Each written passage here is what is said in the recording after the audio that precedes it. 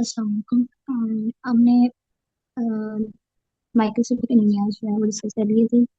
उसमें हमने थैलेसीमिया और साथ में हमने आईडीए वो दोनों डिस्कस कर लिए थे। अब हम नॉर्मोसाइटिक एनीमियाज को डिस्कस करेंगे, तो उसमें सबसे पहले हम ए प्लास्टिक एनीमिया को डिस्कस करेंगे। तो ए प्लास्टिक एनीमिया होता क्या है? बेसिकली बोन मैरो डिसफंक्शन हो जाता है इसमें। ठीक है। बोन मैरो डिसफंक्शन हो जाता है और फिर उसके साथ साथ हमारे पास जो है उसकी हम कह सकते हैं कि बोन मैरो की हाइपोप्रोलिफरेशन हो रही है। डिसफंक्शन क्यों हो रहा है? क्योंकि जो हमारे पास मेट्रोपोइटिक स्टेम सेल हैं उनकी डिस्ट्रक्शन हो रही है, वो डिस्ट्रॉय हो रहे हैं ड्यू टू ऑटोइम्यूनिटी। ठीक है।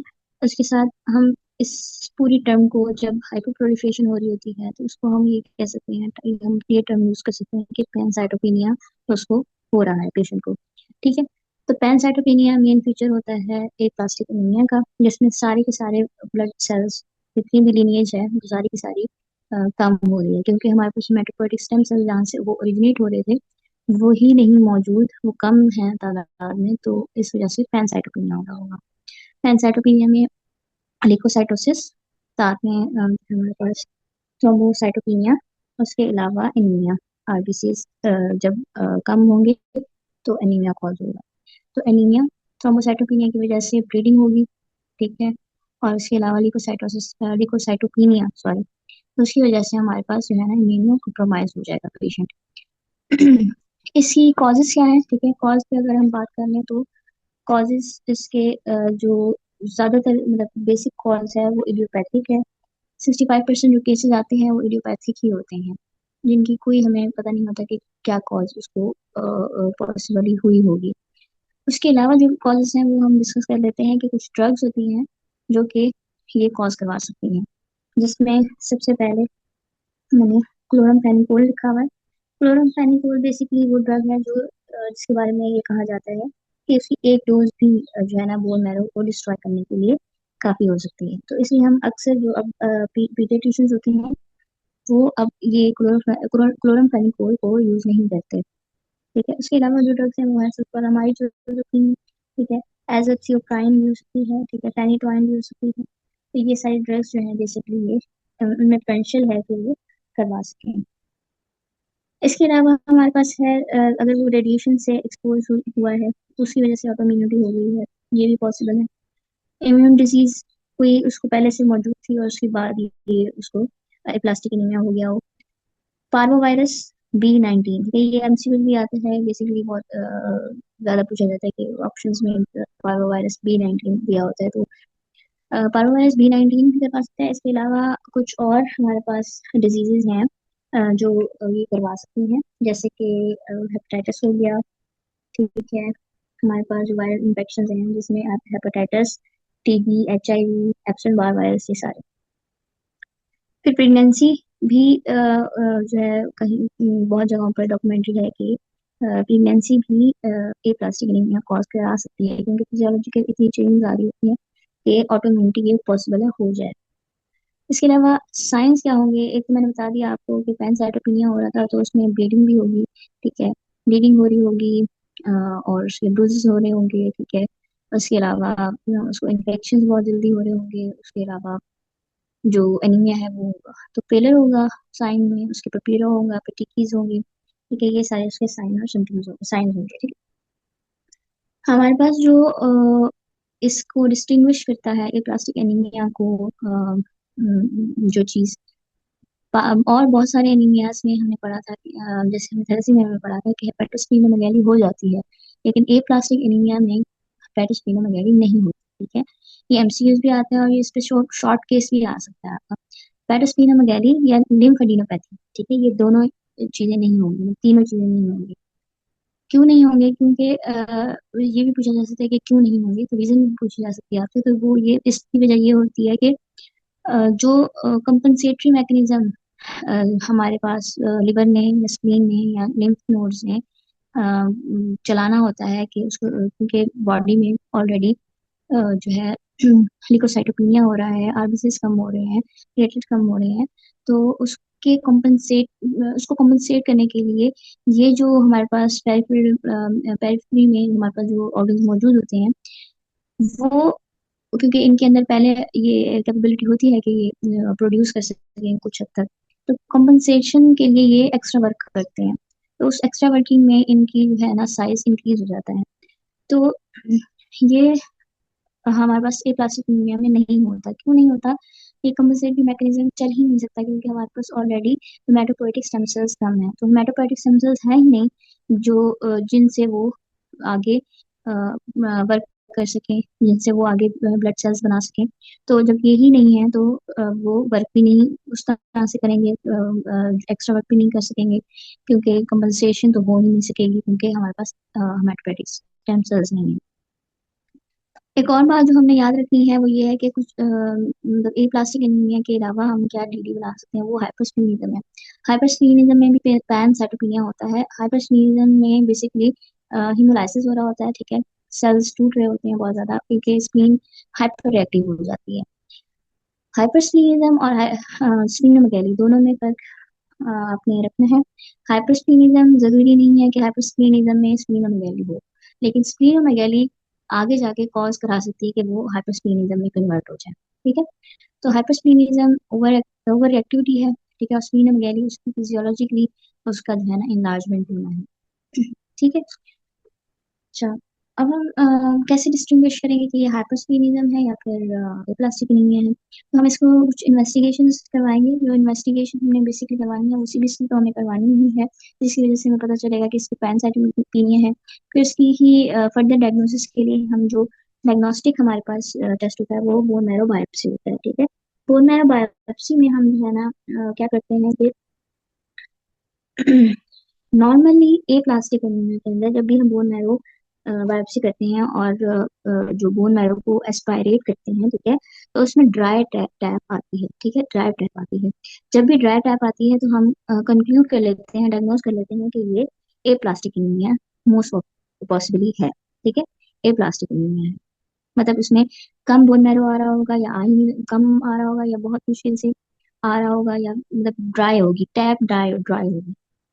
लेकिन अगर ट्रिफाइन बोन मैरो बायोप्सी आ रही है, मतलब कि उसमें बोन मैरो सही मिदार में आ रहा है, तो हम इसको कैसे कहेंगे कि ये ए प्लास्टिक एनीमिया नहीं हो सकता, ठीक है।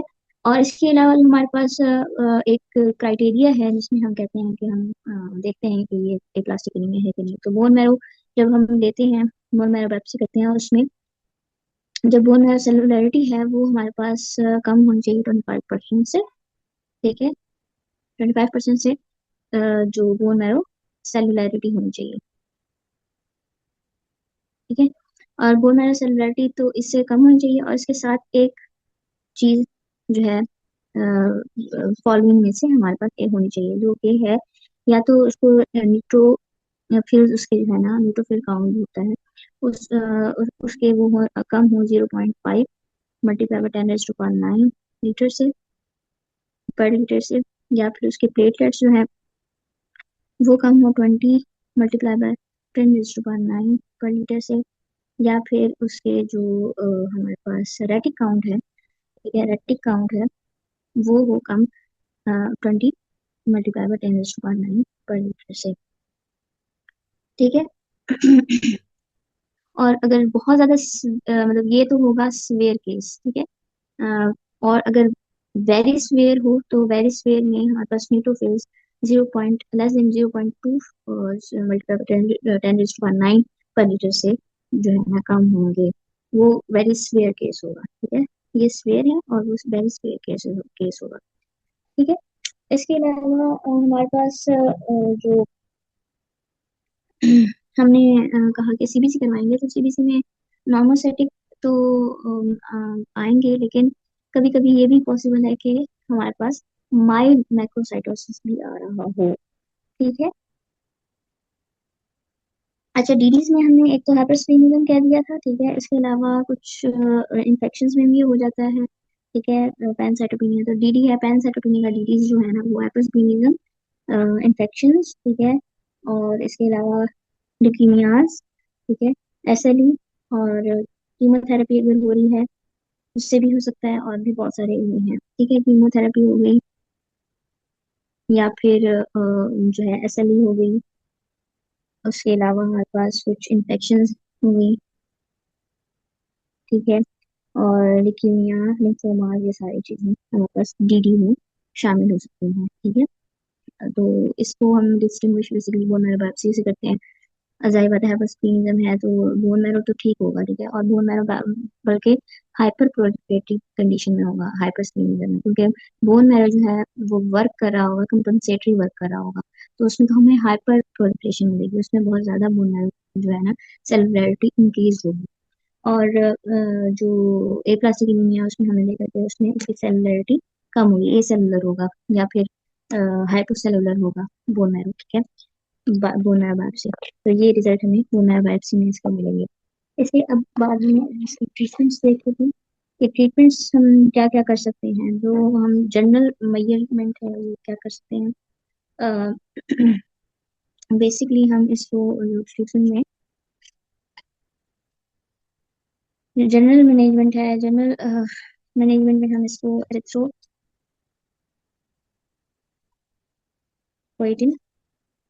ग्रोथ फैक्टर देंगे।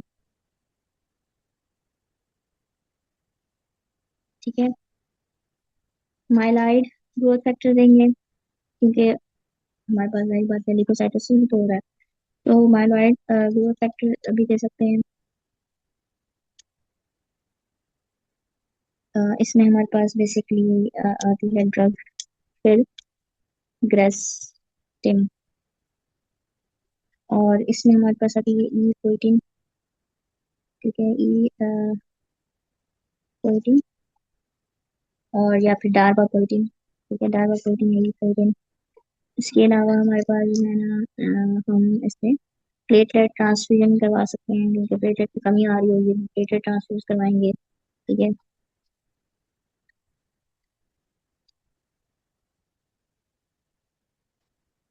एंटीबायोटिक्स, क्योंकि इन्फेक्शन हो रही होंगी तो एंटीबायोटिक्स हम यूज करेंगे। जो इसका फाइनल और मेन ट्रीटमेंट है, जो क्योर है, वो हमारे पास सिर्फ और सिर्फ मतलब बोन मैरो ट्रांसप्लांट। इसके अलावा हमारे पास और कोई चारा नहीं है।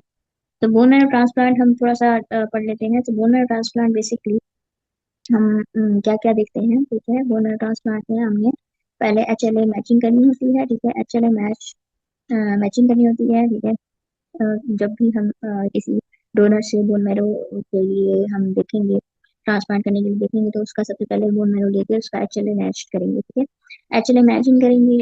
हम एलोजेनिक बेसिकली बोन मैरो करते हैं। एलोजेनिक का मतलब होता है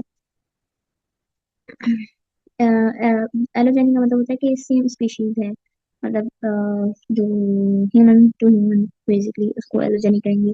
ऑटोलोगस वो होता है जिसमें हमारे पास जो बेसिकली पर्सन है उसी के ही बोन मैरो को हम अगेन जेनेटिक इंजीनियरिंग या उसको करके दोबारा से उसी के अंदर जो है ना डाल दें, तो उसी सेम पर्सन से जो लिया जाता है उसको हम कहते हैं ऑटोलोगस। और जो अगर हम किसी से रेसिपी किसी डोनर से हम ले रहे हैं तो उसको एलोजेनिक कहेंगे। ठीक है, कोई भी ट्रांसप्लांट करना, कुछ भी ट्रांसप्लांट करना हो तो वो एलोजेनिक कहलाएगा। ठीक है, तो एक्चुअली मैचिंग करेंगे हम सबसे पहले। ठीक हो गया। और एक्चुअली मैचिंग बेसिकली अगर हम कर भी लें तब भी जो हमारे पास मेन रिस्क फैक्टर्स होते हैं बोन मैरो ट्रांसप्लांट के, वो ये होते हैं कि हम हमें ग्राफ्ट वर्सेस होस्ट रिएक्शन जो है ना वो हो सकता है, ग्राफ्ट वर्सेस होस्ट रिएक्शन हो सकता है। ठीक है, बाकी सारे जो ट्रांसप्लांट होते हैं उसमें हमारे पास होस्ट वर्सेस ग्राफ्ट रिएक्शन होता है। ठीक है, लेकिन ये एक वाहिद हमारे पास ट्रांसप्लांट है बोन मैरो ट्रांसप्लांट जिसमें हमारे पास ग्राफ्ट वर्सेस होस्ट रिएक्शन हो सकता है कि जो डोनर का टिश्यू है, ठीक है, डोनर टिश्यू है, वो बेसिकली रेसिपिएंट के टिश्यू को रिजेक्ट कर दे। ठीक है, और रिएक्शन पॉज कर दे।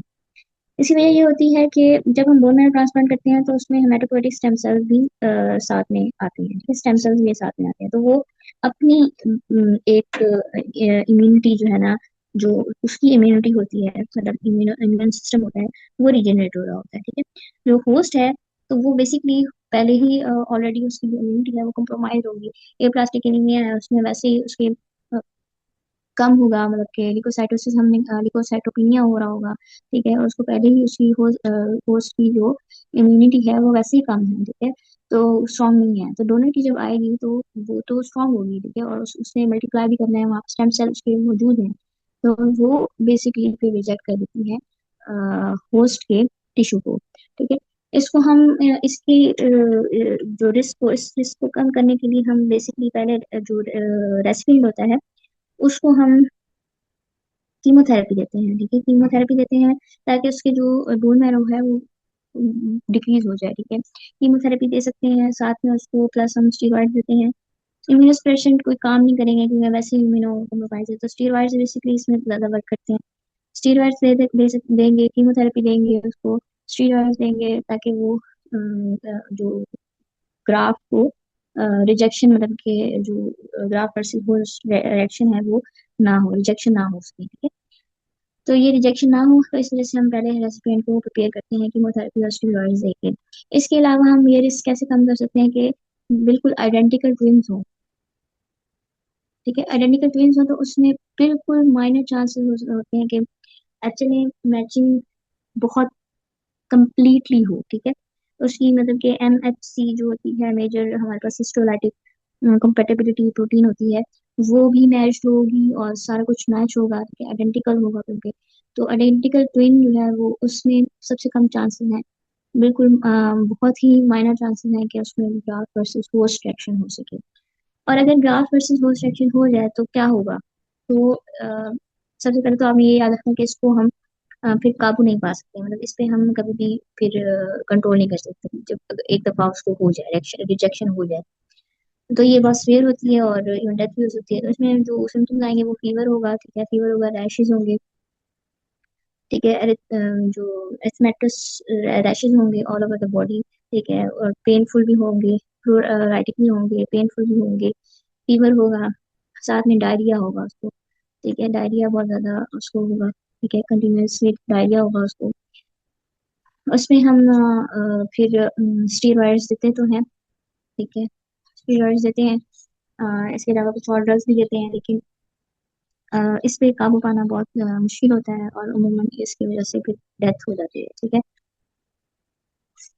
तो डेथ की main reason graft versus host reaction जो है वो होता है, क्योंकि इसमें फिर इसके साथ साथ ये चीजें तो होंगी, फिर इसके साथ साथ ये इफेक्ट करेंगे लिवर को, ठीक है, जो इम्यूनिटी है रेस्पिरेटरी जो बेसिकली डोनर की इम्यूनिटी है, इम्यून सिस्टम है, वो लिवर को अफेक्ट करेगा, ठीक है, लिवर अफेक्ट करेगा, GIT अफेक्ट करेगा, ठीक है, उसको पूरी बॉडी की जो है ना स्वेलिंग हो जाएगी, मतलब कि उसकी एडिमा हो जाएगा, ठीक है, और सारी इंडिकेशन जो है ना बढ़ती जाएंगी, लिवर भी इसमें भी जो है ना मतलब कि नेक्रोसिस होगा, नेक्रोटिक टिश्यूज बनना स्टार्ट हो जाएंगे, और सारी चीजें फिर लीड करेंगी कि वो उसकी डेथ को लीड करेंगे, ठीक है। तो हमें इस चीज़ का ख्याल रखना होता है कि हमारे पास कभी भी क्राफ्ट वर्सेस पोस्ट एक्शन ये ना हो, ठीक है, और इसके चांसेस कहाँ पे ज्यादा होते हैं, अगर एज मोर देन 40 ईयर है, ठीक है, 40 ईयर ऑफ एज है, तो सबसे ज्यादा चांस होंगे कि ग्राफ्ट वर्सेस पोस्ट एक्शन हो। तो हमने कुछ ख्याल रखना होता है कि एज उसकी ठीक हो, ठीक है, या और जो हमने दो जो जिससे हम ले रहे हैं बोन मैरो, कोशिश हो कि उसका अगर आइडेंटिकल ट्विन है उस पेशेंट का तो हम उससे लें, ठीक है। फिर हम उसके बाद इम्यूनोस्प्रेसिव जो है ना वो भी देंगे, जाहिर बात है, अगर फॉस्फोरस मतलब कि 40 ईयर से अबव पेशेंट है, और तो हम उसको इम्यूनोस्प्रेसिव भी देंगे साथ में जब हमने उसका ट्रांसप्लांट कर लेंगे तो।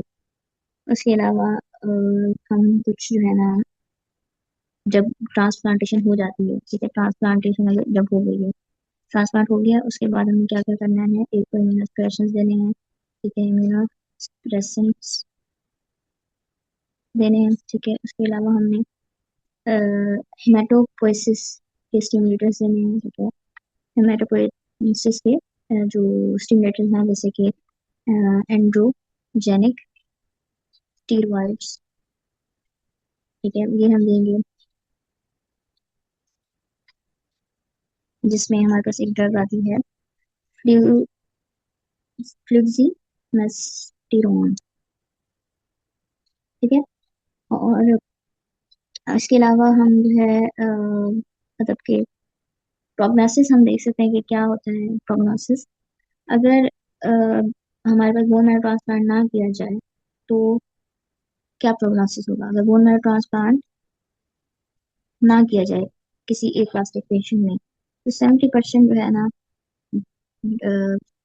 केसेस होते हैं वो उनकी डेथ हो जाती है विद इन ईयर। ठीक है। और बोन मैरो एक्चुअली मैच जो सिबलिंग डोनर्स होते हैं ना, जाहिर बात है, हम पहले तो आइडेंटिकल ट्विन देखते हैं, वो नहीं होता तो सिबलिंग्स देखते हैं। सिबलिंग्स नहीं है तो फिर हम फिर बाहर से भी एक्चुअली मैचिंग करते हैं।